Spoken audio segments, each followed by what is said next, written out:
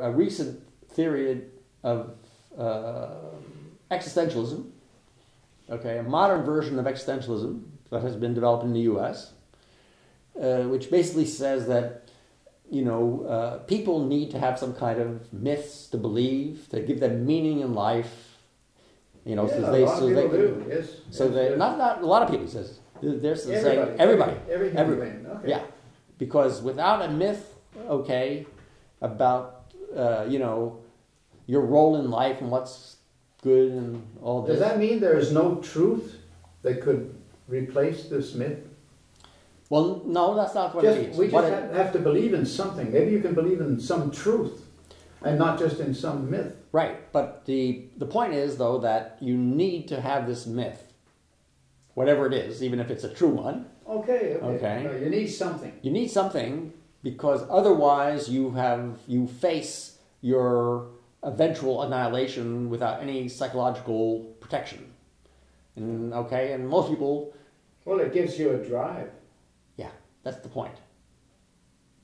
The wish, the drive to survive. The fear of death creates indirectly a drive because you have two things. You have, number one, your ability to look into the future, see that in 1,000 years you're not going to be there. Okay? My drive could, if I were a believer, I could have a drive that said, I want to meet St. Peter and I want to pass the test up there. Yeah. Well, that's one myth. That's the myth that has been dominant in... But that would not be a death drive. That would be that would be that would be a death wish. No. We're not talking about a death wish or a death drive. Okay. What we're talking about is a cognitive conflict. Okay. And that cognitive conflict is between two things.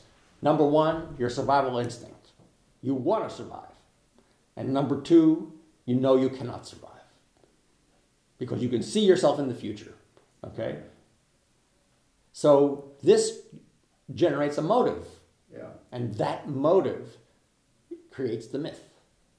Okay, so the fear of death is sort of the fuel that drives the cultural system, the development of the cultural system. All right? So anyway, this guy, this economist at UCLA, he went back to India and he gave a talk about this climate problem. All right? And he said, well, since the death of God in the West, there has been a series of secular religions. Okay? In other words, a religion that claims to be science. That's a new age, what's called a new age religion. All right? Scientology. Yeah. And he said the first of these secular religions was the Enlightenment. Okay? Because what these New Age religions do is basically they retell the biblical story of the city on the hill, St. Augustine's city on the hill, okay? You know, where people fall into sin, then some are saved and the others too bad, right? So the Enlightenment was salvation, okay? That was the first salvation. Secular salvation. Yeah. And then the next one was Marxism. Okay. Or Freudianism. Yeah. Okay, or both of those he considers to be secular religions. And the latest one, he says, is this belief in global warming. Okay? Because that is a great way of generating meaning. I mean, just what could be more important than... But the others were religions, secular or not, of hope. Climate change is not hope, but death. Oh, sure. Actually death. No. Climate change is not hope. No. It is the end of the world. Climate change. That's why it is meaningful. What could be more important than saving the world? Okay, and if you're working to save the world, well, that's a very good thing for you to do, isn't it? Yeah. So that's how it works. Yeah. Okay? So, basically, I looked at this guy's theory, you know, and I said, well, this guy's an economist. What does he know? He's a what? An economist. Yeah. No, okay. I mean, you know, he's just making this stuff up. Right. Working for a bank. So I started to investigate whether this could be correct from a psychological standpoint. And it turns out there's real good data that says it is correct. Okay? So, but anyway, this belief is certainly the leading religion in Denmark now, right now. Okay? To save the world. To save the world from global warming, yeah. Okay. Yeah. I think it's my religion. Well, it is the religion of most people in Denmark, yeah. Okay. What's your religion? Well, I would say my religion, and it would be Cosmism. Cosmism, cosmism. Yeah, because you see the idea of global warming, okay, is placing the Earth in the center of the universe from a psychological standpoint. Okay. It's a bit far out, but okay. Well, I mean, people talk about how we need another planet because we're using up all the resources, right? I think the problem is that not enough people believe that we should. I think there's an elite that wants to move to another planet, or if not another planet, then at least make this world to a kind of different planet, a science fiction fascist dictatorship in a new. I mean, let all the plants in the world die. Let all the animals in the world die and disappear from the face of the earth, and let biotechnology save the world or from disappearing by creating what I would call a science fiction fascist society, where all you need is a certain amount of vegetation, and you need only the bacteria. And the biotechnology today, the biologists, all of the biologists today, tell me that it's quite possible today to just have bacteria and a certain amount of vegetation, and we can have all the food and the proteins and everything we need. We don't need all of these animals and fish. Let them disappear from the face. We don't care.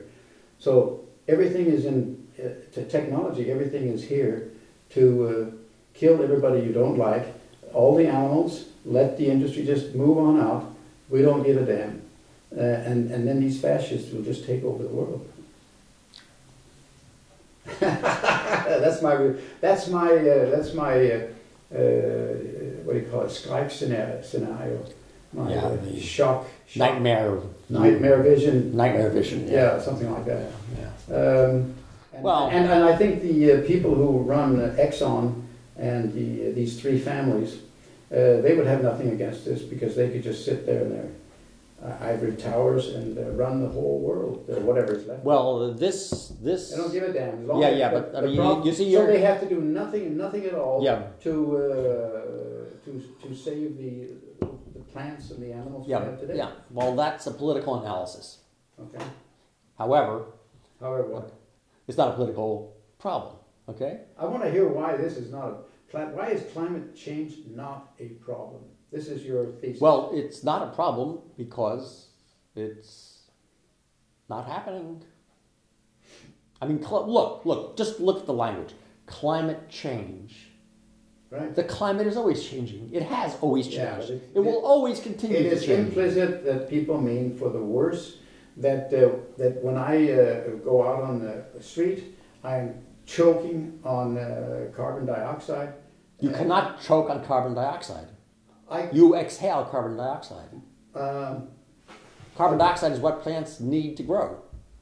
Yeah, but I know the whole idea that carbon... What do you call that stuff that comes out of the exhaust pipes of the automobiles? Well, many things come out of exhaust pipes. That stuff that comes out there, and also from these so-called mopeds that pass me by when I'm on a bicycle path. They pass me by, and I am very, very irritated. If I had a gun, I would shoot the guy in the back. Or if I had a rotten egg, I'd throw it at him. Yeah, but that's not... That is not an intelligent way to respond. That is not... So instead of responding like that, I politically want these mopeds to get off these bicycle paths and do their driving somewhere. I want them to get away from my inhaling these fumes that they distribute. Yeah, but I mean, that is not related to global warming. You know, this is a local problem. Okay. To me, I'm not a scientist. I believe in until you have explained it otherwise to me. Yeah. That this is part of the problem with climate change, for the worse. The industries, all the pollution of the planet. This is part of the pollution of the planet, and that's a problem. Yeah, but globally and for me personally. Well, that's you cannot. It is incorrect to talk about carbon dioxide as a pollutant. Okay, but does it? That doesn't have it. Okay, say something. Say something more about that. Carbon dioxide is what plants need. Yeah, I know they need it. I don't need it. I'm choked to death on it, and I'm. You don't choke to death on it. You exhale it. I should exhale it. You do exhale it. Okay. The stuff that comes out of these exhaust pipes, that bothers me. I got to get rid of that. That is. It's not. That's not carbon dioxide, huh? No. What's it called? Well, these are things. There comes no carbon dioxide out of an exhaust pipe of an automobile? Well, that would not affect you in any way, because that's normal constituent of the atmosphere. The plants need it, but I don't need it. You need to exhale it. Yes, I need to exhale it when it's there. But why am I? No. You need to exhale it because that is produced by your body when you are using the fuel that you eat. Okay, you convert oxygen, into carbon dioxide. That's the way you live. All right. And plants live by... I inhale oxygen and exhale carbon dioxide. Right. Okay. And the plants inhale the carbon dioxide and exhale oxygen. But if I have no oxygen near me and there's only carbon dioxide, then I'm forced to inhale what I should be exhaling, and that is not good for my body. Yeah, but the happening. carbon dioxide is a trace gas. You will not have that situation you're talking about. Hey, unless somebody locks you in it's very you see a lot of movies on the television about people committing suicide. They get inside their car, they make sure the exhaust pipes fumes go into the car, and then they die in there. That's carbon monoxide. That's something else. Actually, I should have said carbon monoxide all along. Yeah, but I mean the problems you get from these exhaust pipes is due to the fact that the fuel is not burned completely. That's what it is. Carbon monoxide is not unburned. It's unburned fuel. It's unburned fuel. And that is what is bad for you. Well, you wouldn't smell that. You cannot smell carbon monoxide. So okay, but it's deadly. It is deadly, yes. Okay. But it is also unburned because you can burn. Hey, is it also painless? Because if I decide it is painless, yes. That means it's a good way to die. It is. That's why people use it. But I can't do. But the fumes from a car to die that way, is that painless? Yeah, I mean, how come that I often sit in a bus that is leaking the fumes? They get into the bus somehow, and I feel like I'm choking to death on it. That's the unburned fuel. Okay. Well, I'm very happy. And there's also what are called oxides of nitrogen, and all these basically things that have not really been totally burned. That's why they use a catalytic. I'm very happy getting clarity on this. Yeah, it's very nice. Thank you. So the reason you cannot treat this as a political problem, okay, what's that? Is because the oil companies are also supporting people who are promoting global warming. Like if you remember what was called ClimateGate, where somebody released the big load of emails from the Climate Research Center in the UK. Yeah. Well, one of the things that people were talking about in those emails is how they're going to get Shell to give them money. All right? So if the oil companies are promoting or trying to defeat this view of global warming, they wouldn't be giving the money to people who are promoting global warming, right? And that's why I'm saying it is a religious problem, not a political problem. Okay, great. You want to say any more on this? Well, that sort of pretty much beat the question of Gaianism to death, okay? Right. I mean, I can say a lot more about it, but I mean, that's not the topic, right? That's not the topic. Okay. Okay. So your next question. Okay. We've covered the bit on your influence of Danish social life and American social life. I don't know if we finished it on Danish. The influence on you on Danish social life. Did we get into that? I think so. Yeah. Okay. Great. Okay.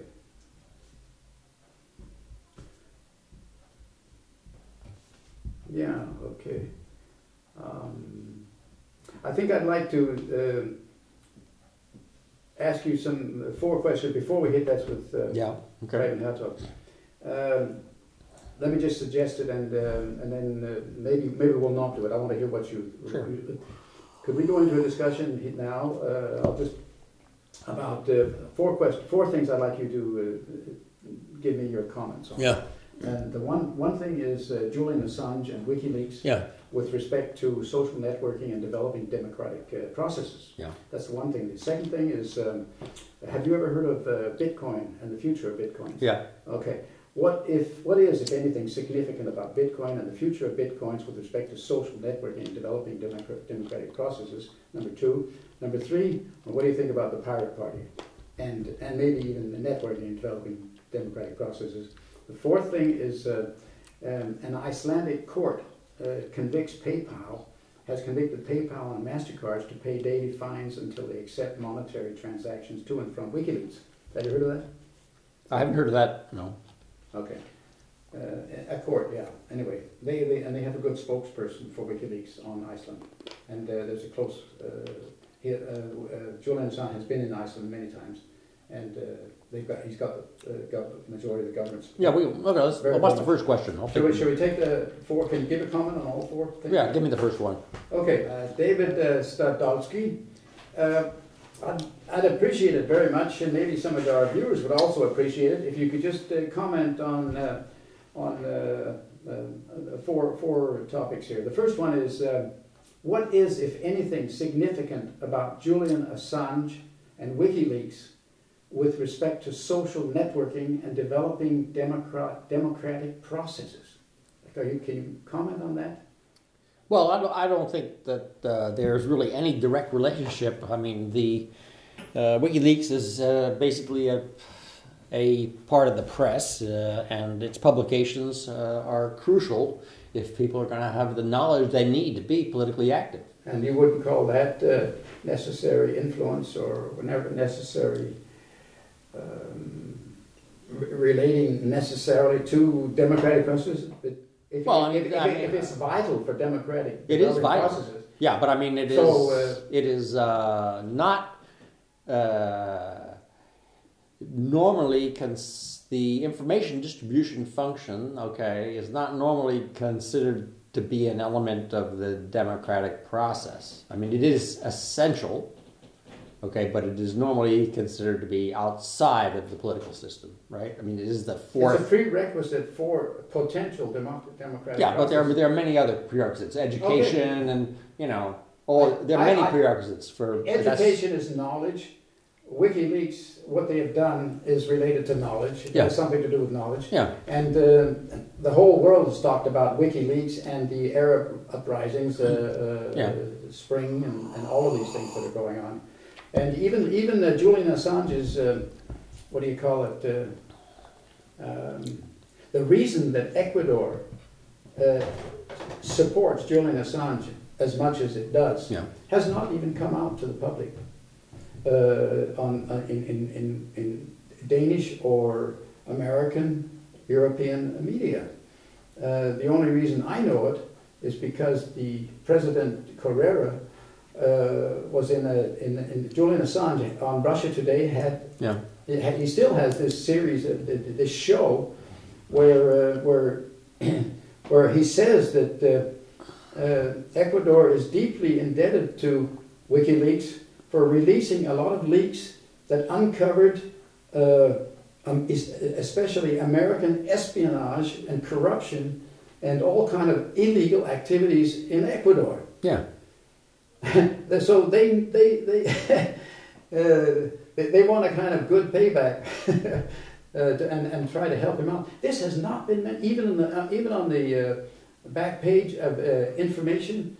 There was a whole what do you call it, a leader in leading article, editorial,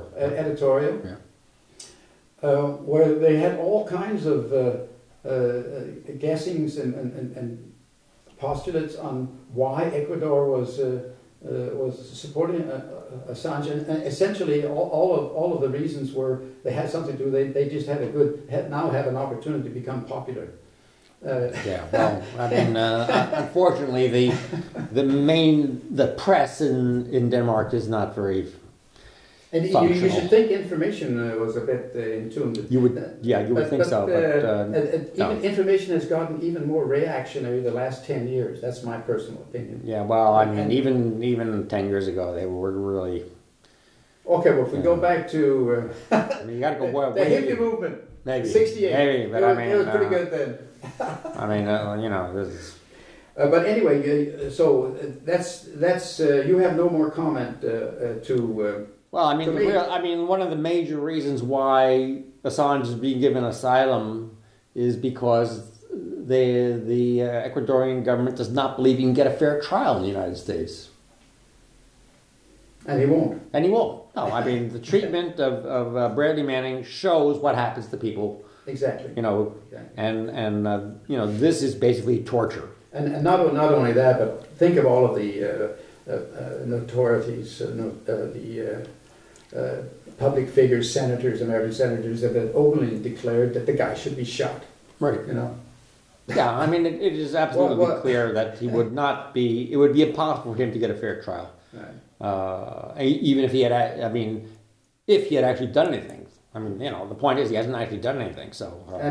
What's your opinion of Sweden? Would they send him off to America? Sure. And why would they do that, in your opinion? Well, because they have, over the entire Cold War period, been doing things to endear themselves to the United States, and they would continue to do it now. I mean, it is a regimented society, and basically you do as you're told, and Julian is not doing as he's told. There's in the White House, I think it was the previous White House, there was this guy called Karl Rove. Yeah. I think it was him or somebody else, but I think it was him that is said to have special relations with connections, personal and political connections with powerful people in Sweden. It wouldn't surprise me. And Karl Rove was actually, I think he was even he was indicted, and I think he was convicted too of some criminal offenses. But now he has been rehabilitated and is coming back into politics. Well, he never left politics. He evidently has the power to. He was. The U.S. is not prosecuting criminals. You're in complete alignment with Max Kaiser. No, I don't think Max Kaiser is a reliable source. Okay. But he has all these guests in his studios. Are they unreliable? Well, I don't watch him enough to know. But the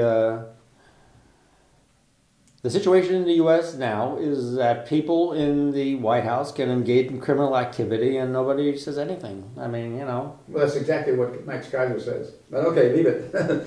Hey, the other question is, what is, if anything, significant about Bitcoins? Bitcoins and the future of Bitcoins with respect to social networking and developing democratic processes. And Bitcoins, just for the viewers, is the world's first decentralized digital currency. Currency, exactly. So, do you have anything to say? Is there anything you can say about what significance this might have on democratic processes and networking? I don't think it's there's anything directly. Not directly. Will it have any influence? Can developing democratic processes or political movements, can they use this? Well, people's movements of the world use Bitcoins to their advantage. Well, I mean, if people are very worried about, somebody finding out that they've given money to a certain source, then bitcoins could be useful. But that's it. I mean, so, One of Max Kaiser's postulates is that one of the main ones is that the banks are notorious thieves. Of course. They steal left and right out of people's savings in every way imaginable. Oh, that's nothing new. So, to distance yourself from the banks can only be good. Get an alternative. Get something that is totally independent of the banks, and that's bitcoins. No. What? Because bitcoins is not correctly structured from an economic standpoint. Say some more.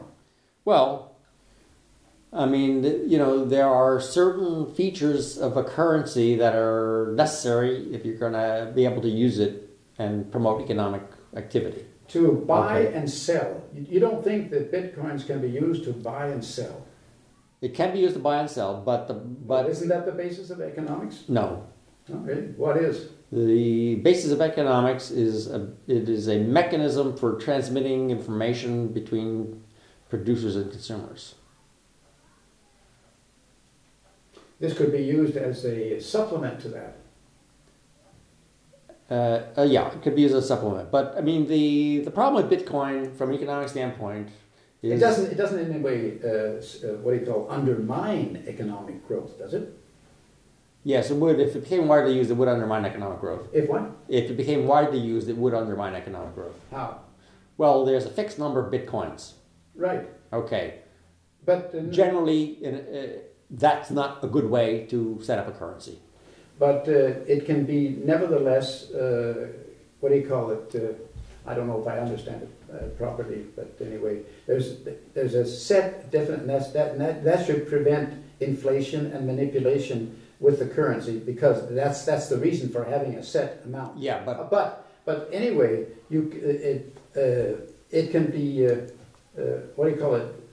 divided. A Bitcoin can be divided infinitely in smaller and smaller pieces, and this should nevertheless make it possible to possess Bitcoins, even if it's.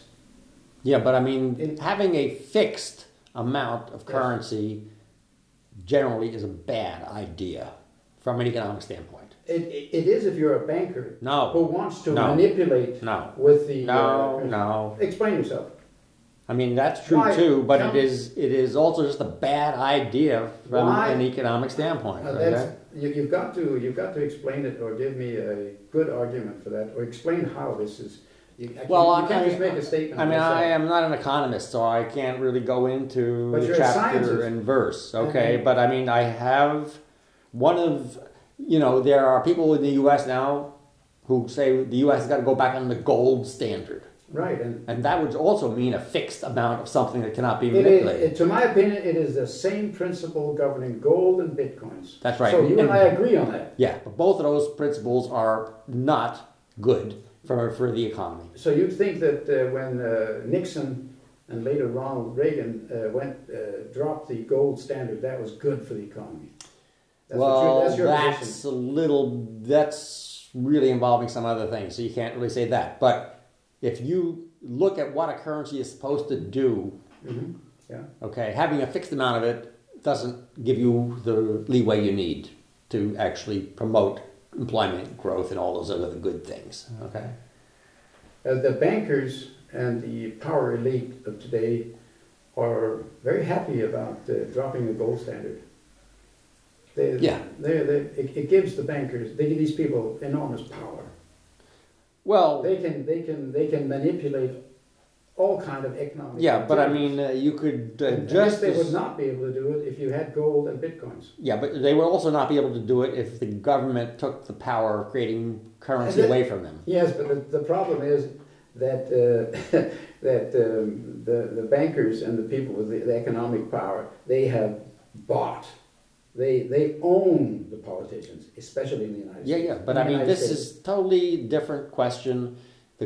What we're talking about now is a theoretical question about how does a currency promote the transactions that are needed in the economy, right? Now, if you have a fixed amount of currency, okay, what does that mean? You tell me. That means that you have a